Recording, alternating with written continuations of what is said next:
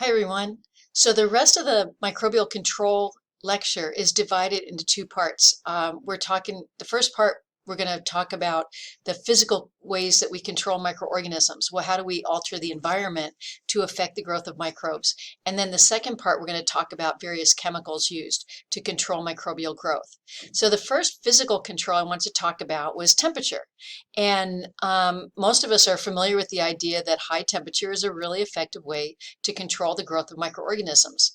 Now, boiling is something that people have used for a long time to prevent spoilage and preserve food or to decontaminate things. And I just want to remind you that boiling is going to kill vegetative cells. It's going to kill bacteria. It's going to kill most protozoa and most viruses in about 10 minutes. So it's a very effective way to reduce the number of microbes, but boiling doesn't effectively inactivate endospores. And it just depends on the kind of endospores, how long it's going to take to boil to inactivate them. But remember, endospores are all over the place. A lot of the endospore forming bacteria are soil bacteria, and soil can be in dust, and dust can get anywhere. So if you are trying to actually sterilize water, boiling might not be the most reliable way. But with that in mind, remember that most of the time we don't need to sterilize things. Sterilization really is more of a commercial thing or a lab thing, and when we're at home, just reducing number of microbes can usually be quite effective. So to continue the thought about heat, I wanted to show you a little bit about the autoclave. And in our lab, in the back of the room, there's something that kind of looks like maybe a submarine door. Actually, I had a maintenance guy that actually worked on submarines at one time, and he said our autoclave door is made just the same way as the submarine door. So, but what that is, it's called an autoclave, and it's really a big pressure cooker. And the autoclave itself is composed of a lot of steel and a lot of pipes, and that's going to allow it to actually have a boiler underneath where it's going to boil water, and a steam supply that's going to allow steam to go in around the chamber of the autoclave. And so if you open this door, there's a chamber that you can put your materials in, but there's actually what they call a jacket around that chamber. And so what you're going to do is you're going to put things in the autoclave, shut the door, and then once you turn it on, it will allow the steam from the jacket to go inside the chamber. And because the autoclave is sealed, like I said, it acts like a pressure cooker. And what it's going to do is it's going to get the pressure over atmospheric pressure, and then it's going to heat treat the samples inside. And so what happens is if you can get pressure over atmospheric pressure, it can get the water temperature over the boiling temperature.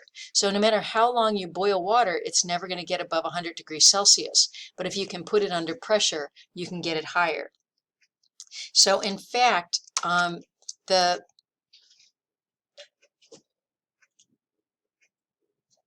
don't have it written on here, but the autoclave actually goes to 121 degrees Celsius. And so that's 21 degrees above boiling, just by bringing the pressure up. Now there's things to keep in mind about the autoclave, and that is if you want to and because of that, because we can go up to such high temperatures, you can actually sterilize.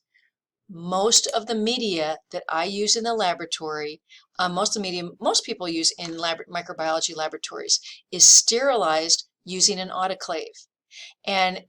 And that's, as a result, most bacteriological media is made to be heat stable. So if we have a broth like this and we put it in there, the autoclave, the media in here has to be able to be something that if you heat it up, it's not going to destroy it. The same thing here, some agar plates, and here's some agar that's been liquefied, and when you heat that up, it stays in the liquid form, and then you can pour it in the plates, and when it cools off, it will be solid. So heating is a good way to use microbial control in the laboratory, and an autoclave is really a critical tool for the use in a microbiology lab. Only things you don't want to autoclave are heat sensitive things. One thing to keep in mind is some plastics are heat resistant and some aren't. If I put these Petri dishes in the autoclave, they turn into a big blob. But I have other plastics that you can put in here. So it depends on the plastic. I have some others that I can put in there and they actually can be sterilized by heat.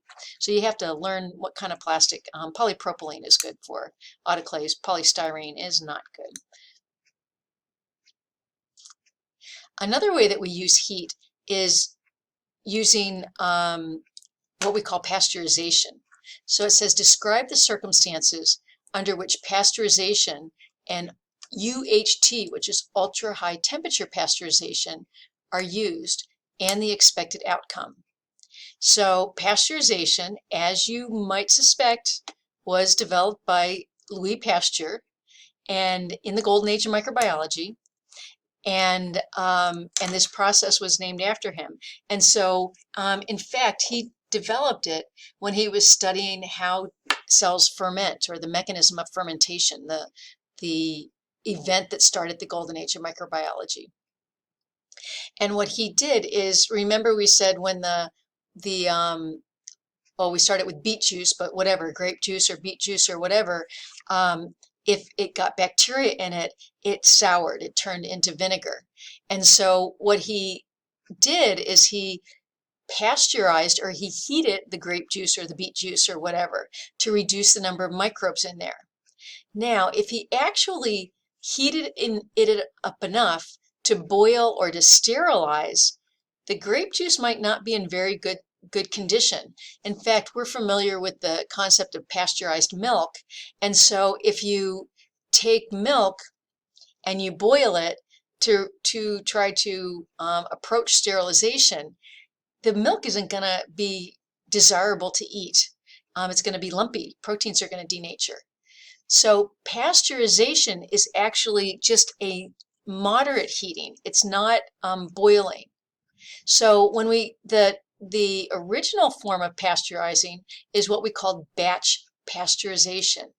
And so they took a big container and they heated the container up to 63 degrees Celsius for 30 minutes. So here we're saying, remember, boiling is 100 degrees. The autoclave went to 121 degrees. And so 63 degrees for 30 minutes is going to pasteurize.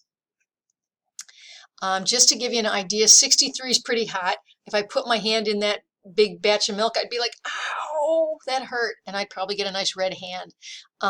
So it definitely feels hot to us, but it's actually good at killing microorganisms, but it's not hot enough to denature or to damage the food product to the point that it's not palatable, that we don't want to eat it. So pasteurization, so think about it. Do you think this is going to be able to sterilize? And if we said 100 degrees boiling doesn't necessarily sterilize, pasteurization also does not sterilize. But it does two really important things. One is it kills most of the potential pathogens that would be in your food product. Or if you were looking at beet juice or grape juice for wine, it's going to reduce the number of microbes that would spoil. And so here it says, milk-borne organisms killed by pasteurization, Campylobacter, common foodborne illness organism, Listeria, E. coli, Mycobacterium tuberculosis, Salmonella. Some of these are common foodborne pathogens, and they come from the guts of cows. So you can imagine that the udders and the rectum of the cow are pretty close together. So you're going to have the potential of having fecal contamination in milk. So pasteurizing is a good safety precaution. But the other thing is, if you put your milk in the refrigerator, even if you never open it, it is going to spoil. And it's because pasteurization is not sterilization. But it definitely increases the shelf life. If you take milk right out of a cow, put it in your refrigerator, it's going to spoil much more quickly than if you actually pasteurize the milk. So here we are, this traditional batch pasteurization, 63 degrees for 30 minutes. There's actually, if you look at this piece of equipment, you pump, what it is it's what we call a HTST, high temperature short time pasteurization. And what it does is it takes milk from a container, pumps it through all these pipes, and it goes through all there. And somewhere in there, there's a heating element. And if you think about the way our coffee makers work, that it takes the water that you put into the holding chamber and it spreads it out into just a really thin stream. And that thin stream is heated by a heating element, and just a very small amount of water is heated at once. And so that's what this is doing. And so what you can do is you can heat up a very small amount of milk to 72 degrees, 9 degrees higher than this, for just 15 seconds and get the same effect as you would if you batch pasteurized. Now you can imagine these machines are a little expensive, but they're actually becoming pretty much the industry standard in pasteurization. So regular batch pasteurizing or high temperature short time pasteurizing are really effective at reducing the number of microbes for health and safe, and for reducing spoilage. There's another term that's used as far as pasteurization, and it's really kind of not pasteurization. It is more of a sterilization process, but it's called ultra high temperature pasteurization. And some scientists figured out how to heat milk to 138 degrees Celsius without making it denature. And somehow they got it. You just are able to treat it for like 2 seconds. And it's enough to actually sterilize it without damaging the milk. And this is that milk that you find on the shelves of the grocery store, not the refrigerated section, but just the room temperature sections. And so these are kind of nice to have around. They actually ultra high temperature pasteurize, which is actually sterilizing the milk. And then they put it in a sterilized container and they seal it. So the milk should be sterile.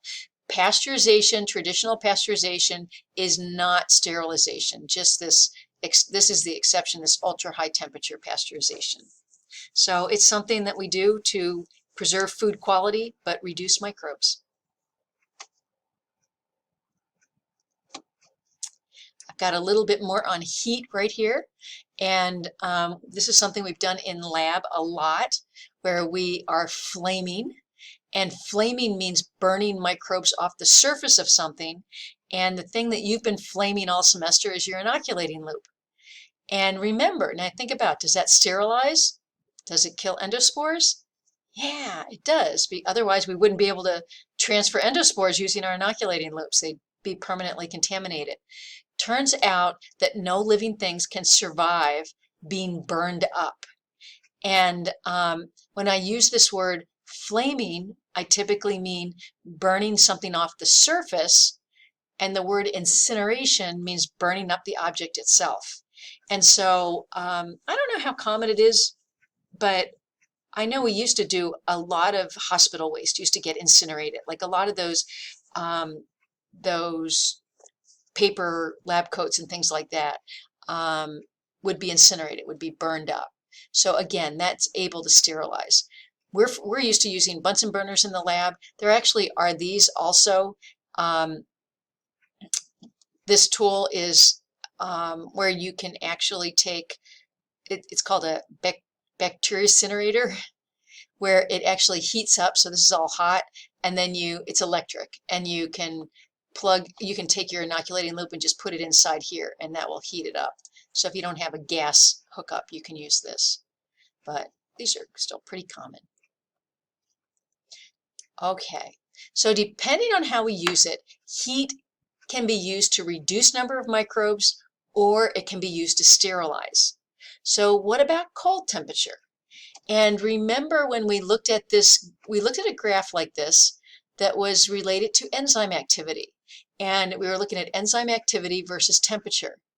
And remember, we said, you know, an enzyme is going to function at an optimal temperature, but it's going to function more slowly under cold temperatures because cold temperatures slow down chemical reactions, and it's going to function, it's not going to have much of a range at high temperatures because that's where the protein's going to denature. So that reminds us that at low temperatures, microorganisms have lots of enzymes, and therefore their enzymes are going to work more slowly. So it's going to slow them down. It's going to reduce the activity of the enzymes. So refrigeration is going to slow the growth of microorganisms, but probably not kill them unless it's there for a really long time. But generally, low temperatures are going to slow the growth of microorganisms. So you notice that in your refrigerator, food can still spoil, but it just does it a lot more slowly than it would if you left it at room temperature. So low temperatures are going to slow down microbial growth because it slows down enzymes. That brings us to the freezer. So we can freeze things, and that does sometimes or frequently kill microorganisms. Now it's going to depend how big your item is and how many different things are in your freezer and the temperature of your freezer and all that. But the idea behind freezing killing cells is when you freeze something, you're going to ice crystals are going to form in it, and these ice crystals are going to poke holes in the plasma membranes of the cells. So if you're a bacterial cell and you're frozen, and there's ice crystals, and the crystals are going to poke through your membranes, and you're going to get all mushy and die. In fact, I was just up checking out my garden, and there were some tomatoes in there that had gotten a little bit of freeze the other night, and the tomatoes all have this kind of mushy feel to them, and it's because ice crystals formed in them and caused their cells to get holes in them. So refrigeration is bacteriostatic. It stops the growth. So this word here, we're saying it might not stop the growth 100%, but it's really going to slow it down. So bacteriostatic can mean stops the growth or slows down the growth. Freezing can be bacteriostatic, depending on the conditions, or it can even be bactericidal. Now, it's not something that we do. I don't generally say, oh, I'm going to make some media and I'll go stick it in the freezer, because it's kind of unreliable. How long do I have to leave it there? How long did it take for it all to freeze? And so it's a little bit touchy, but it is something that can possibly kill bacteria. Now, this is kind of a surprise to a lot of people. When a lot of times you'll go to the grocery store, and if you see something called sushi grade fish, you think about it like, wow, that must be the freshest fish that you can buy, because you're going to eat it raw, so you want to make sure it doesn't have microorganisms. But typically, sushi grade fish, should be very fresh. You don't want microorganisms on it, but to make it sushi grade, according to the FDA, the Food and Drug Administration, raw fish must be frozen at minus 20 degrees Celsius. That's below our freezers. Okay, that's a special kind of freezer.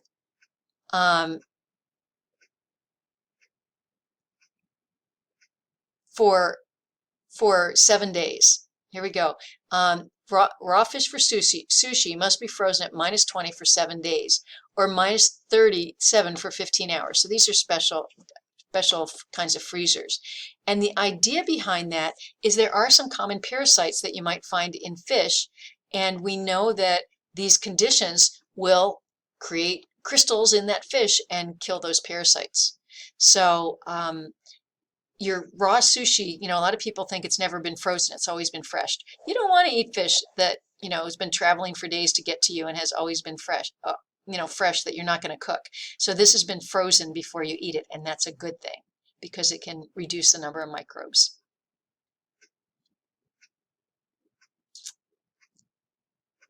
I think this might be a good time to stop, and I'll start the next lecture on another video.